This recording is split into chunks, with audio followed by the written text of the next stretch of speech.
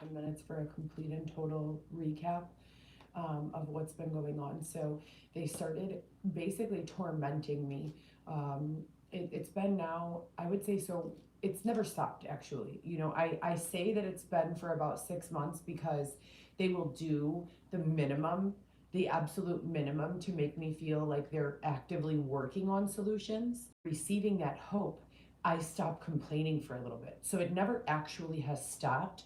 I just, when I receive hope that they're working on solutions, I stopped doing FTRs. I stopped documenting. I feel like it's not helpful to micromanage. If there is a team of technologists, of people in AI, of FBI enforcement agents, of police, of anyone who gives a fuck about what's been going on for the last since 2015, beginning with the extortion by David Shepard and then Dylan Smith and all of that. If there is anyone working on all of this, I like to make sure that I have given them fair timing to investigate and then respond appropriately. So I try to take breaks in and or lulls or pauses in doing these FTRs so that I'm not acting in a way that makes it look like people who are trying are not, etc. and so forth. But the bottom line is there has not been enough progress at all whatsoever by people who are external to me. My internal, what I can control, so my own work ethic, my own, checking on my children, the standards morally and ethically that I hold myself to take care of my children, which under any given set of circumstances, how much money do I have in my bank account? If each child needs $50 and I only have 20, what can I do? Mitigating problems like that and being responsive to those sorts of issues with the limited amount of information that I have is all I've been able to do, not willing to do, but able to do. Now, with regards to my living situation, I've been in the same apartment for a year. 1 year in January. So we're about 11 months in. I pay my rent by myself every month, obviously. I'm a 38-year-old woman with more than a bachelor's degree of education, 10 years experience in the medical field, working as the administrator for endocrinology, rheumatology, office manager for ophthalmology, and numerous other positions from clinical medical assisting and phlebotomy all the way to, as I said, administrator and clinical liaison between physicians and their staff. Xavier and I have been here. Xavier is not on my lease legally. He does not live here. He still lives and maintains his address with his father at the Stone Street address. Now, 6 months ago, Xavier's phone was stolen after being water damaged. A phone that I needed, that we needed to prove a lot of different things were being, going on.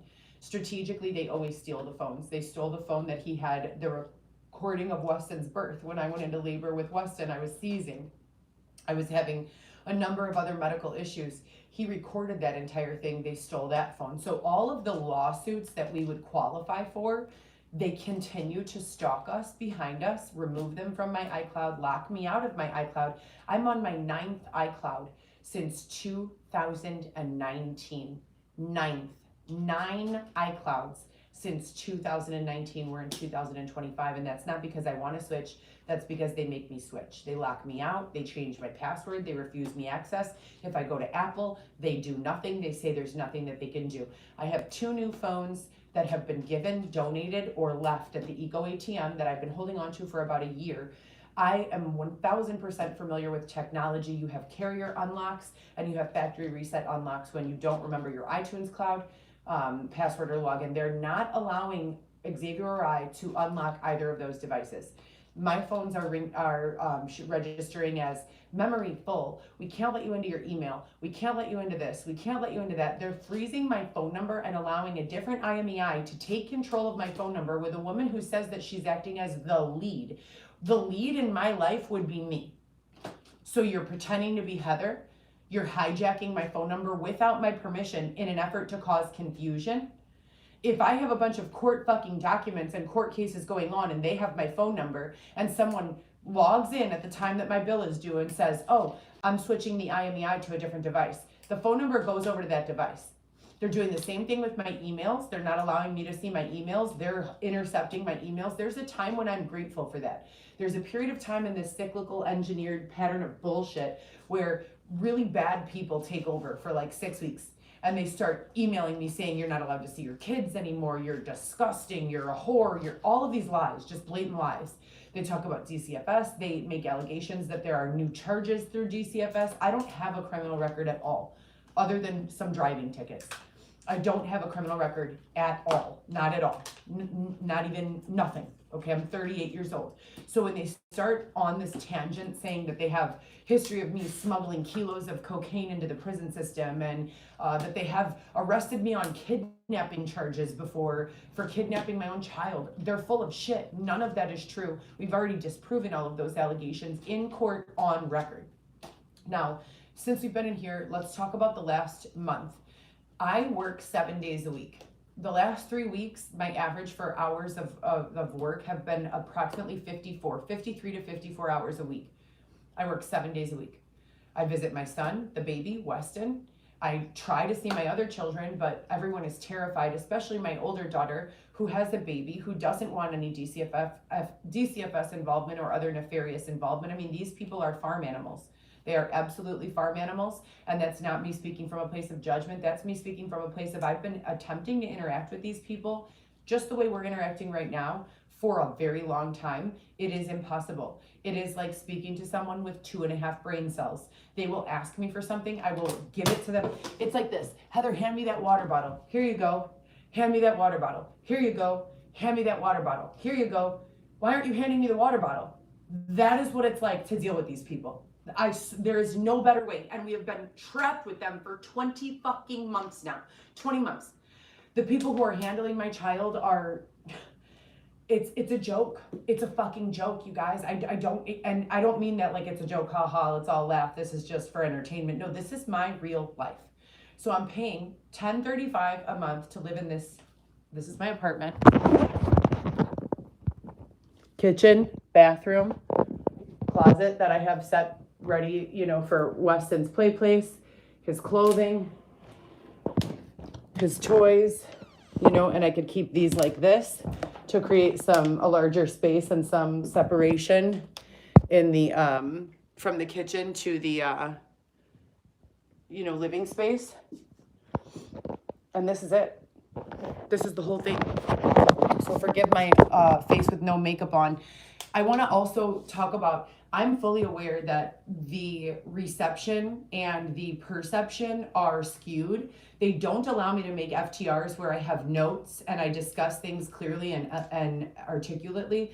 They only allow me to go live when I'm not ready, no makeup on, because they use that. They freeze frame, they use that, and they've taken my life to just make points, and none of them are very flattering. On top of that, I can be beautiful, right? I could take a whole fucking 300 photos and 290 of them can look absolutely stunning, but they want those 10 that don't. And with those 10 that don't, they're fucking running a shit show with them. In the last month, someone has broken into my apartment on a number of occasions. I have police reports for deceptive practice, burglary. Someone stole one of the memory foam pillows from my sofa. The comments say that they did that because I didn't pay a $23 installment to Temu. Why would you be in my comments on social media, whether I did or didn't pay out of a $1,000 order to Temu, a $23 installment? Why would you be coming into my home and stealing a pillow over that? Don't you think that the charge of breaking and entering and burglary trump you missed a $23 payment on your fucking afterpay? So that's going on. I've already filed a police report. They've taken shits, literal dookie number 2 poops in my toilet, not flushed, and left, I'm talking big, huge chunks of poop dried on all around my toilet. So after I go to the DCFS to get a 2-hour visit with my child, call my other 3 children frantically a million times, are you okay? Do you need money for food? Do you need money for a haircut? Did you go to school today? Or is everything going well? Alexis has not been able to call me since her birthday regularly. She usually calls me daily or every other day. That's my 12-year-old. She has not been able to call me regularly since her birthday in September. We are in November, damn near December. On top of that, there's just been a whole bunch of other shit. No one has permission to be in my house, but they come in my house. No one has permission to use my stove, but they cook in my house. No one has permission to sleep here, grab my things. No one at all. My landlord knows that Xavier sleeps here every single night with me. That we discussed it and made an agreement that as long as he was not technically living here, wasn't receiving mail here, wasn't on my lease, and was not keeping all of his belongings here, 1 bag is the max that she wants him to have here, that it was acceptable. Okay, he's been doing this since I moved in. I've never spent a night alone. well, there was one night that Xavier did not come home, that he claimed he was kidnapped by 5 people and taken to Ravenswood, where he was drug overdosed. I wouldn't normally believe that, but considering what I've been through over the last since 2015, I 1000% believe it. There's not a doubt in my mind that that happened. Now, the main issue that we're dealing with today is that I work 7 days a week, and for the first 4 months of me working 7 days a week, I was making $300 a day. I have 4 children. I'm a 38-year-old woman. $300 a day is not too much for a college educated mother of 4 to be making. It's not. That's a reasonable amount. I have not even been able to barely clear $120 in about 6 weeks. 6 weeks. It has been about 6 weeks that I have only been making $100 to $120 fucking dollars a day. How can I support 4 children, my business, delivering people and food? Cost of operation for that business, in order for me to see profit, I have to make $1,700 a month before I see profit. That's just for gasoline, insurance, and the car payment. $1,700 a month. If you're only allowing me to earn $3,000 a month, and 17 of that goes directly back into my operating costs for my business, and 1035 of that goes for rent in this place, and God forbid I eat food or go to the gym, I'm already in the red. I'm already in the red without even being able to support my children at all. So we're in a situation where everything when I got here is spelled out right here on the board. This is exactly what needs to happen.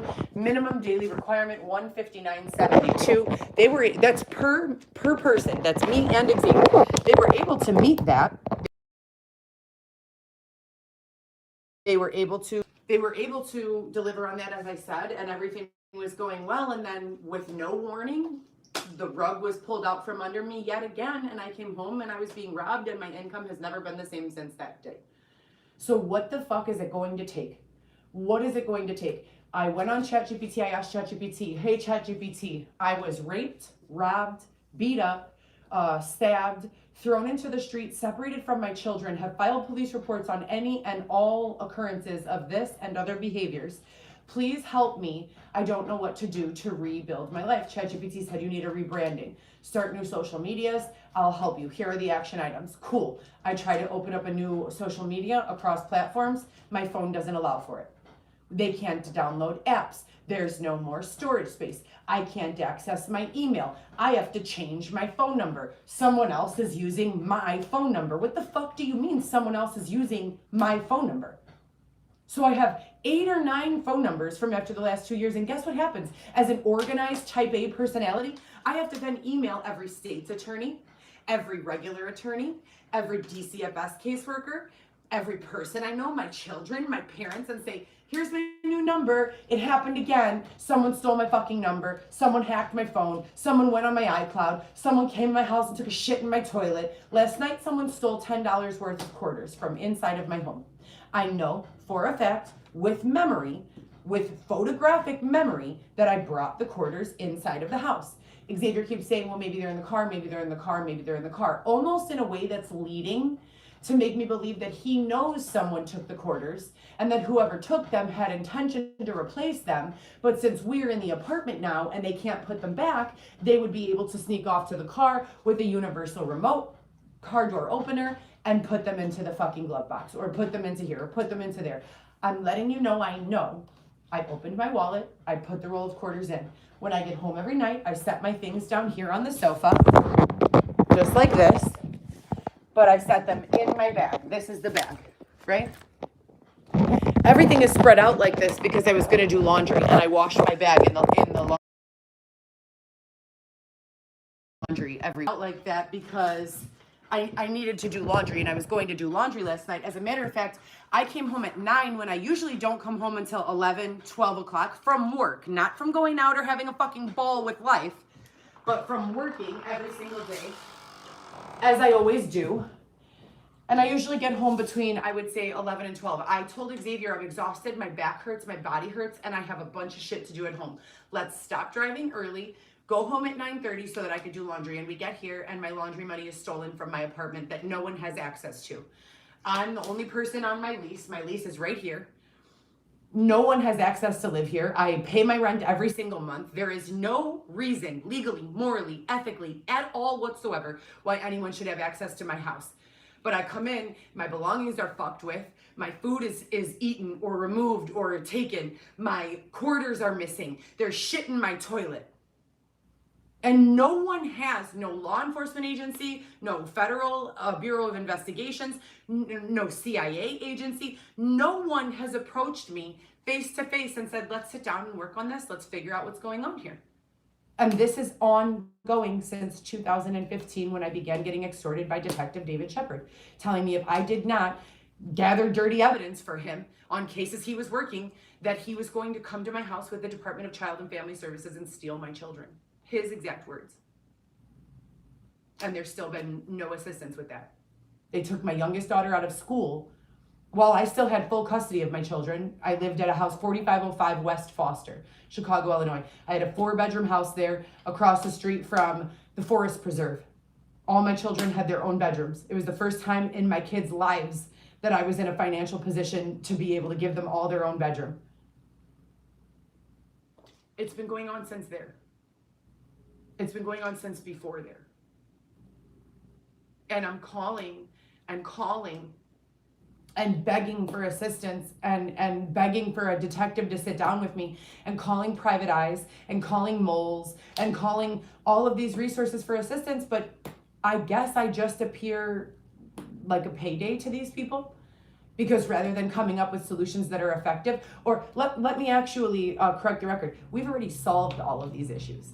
So I believe that upon resolution of these issues, in the absence of the targeting, no one can, I'm not a paycheck for anyone anymore. So why wouldn't they recreate all of the fucking abuse over and over and over again? Because as soon as there are problems that people at this level can't solve, they have to come up with money so that people at this level can solve them.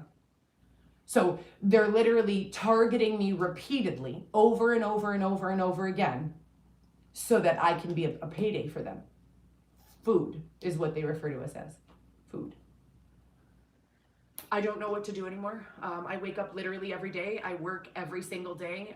As I said, an average of 54 hours a week. It's a month before Christmas. Even during the periods when I was forced to stay in a tent outdoors and be raped, robbed, subjected to physical abuses, slander, you name it, I still was able to put together Christmas for my kids. Always. I've never missed a Christmas yet. I'm concerned. I'm irritated. I'm in pain, physically, emotionally, financially. This is not what life is supposed to be for. Not at all. I have absolutely no social circle. And when I say social circle, I mean business people, friends, associates, people who I can call on to collaborate with for any reason and every reason. I have no one. Every single person who I work with, every single person who I form relationships with, the adversity comes in on the other side and starts saying, don't talk to her. She's not a good person. She's a con artist. She's this, she's that. And then they follow suit with the internet. They come to the internet and they start talking shit about me. But you know what else is crazy?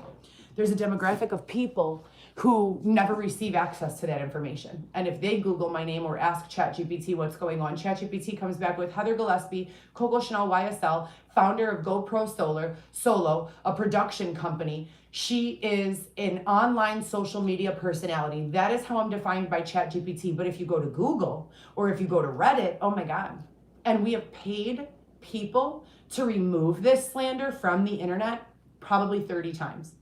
So as many times or more as I've paid the city of Chicago for all of the parking tickets they say that I have that have already been paid, they're doing the exact same thing. So they've basically taken the predatory business model, collect cash, distribute a paper receipt, have Heather upload it to the iCloud. Whoever keeps her passwords for the iCloud is the person who can prove that she paid it. But if the third party who wants access to that information won't pay the person who keeps the iCloud safe, then they don't have the proof that they need. So they extort for that information to be a helper. Oh, well, what do you think? I do this for free? How about you just stay the fuck out of my iCloud and don't change my passwords and I can defend myself? And then when we can't furnish the photo of that receipt, we owe the city of Chicago again, because who the fuck doesn't hold on to a paper receipt? But if I give them my debit card, guess what?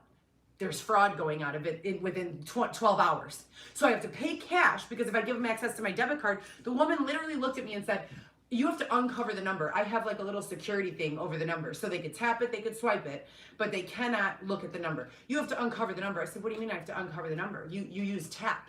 There's no reason you need my debit card sequence. Well, then I can't help you.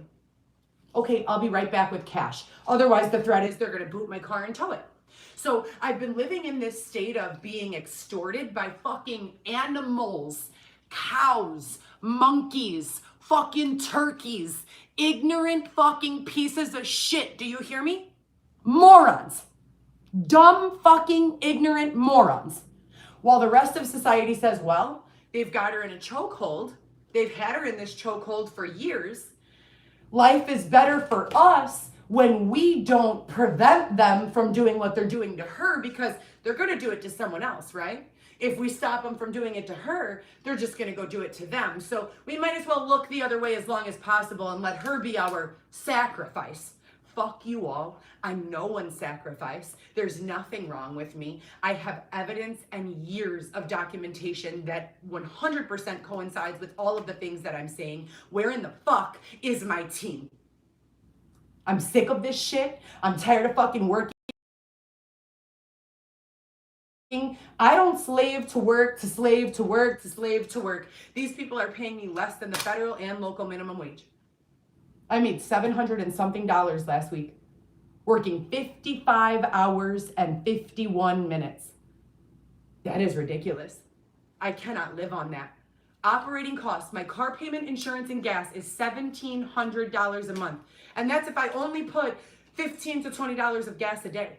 There are days, what about oil changes? What about any sort of other maintenance I might need on the car? Something has got to fucking give.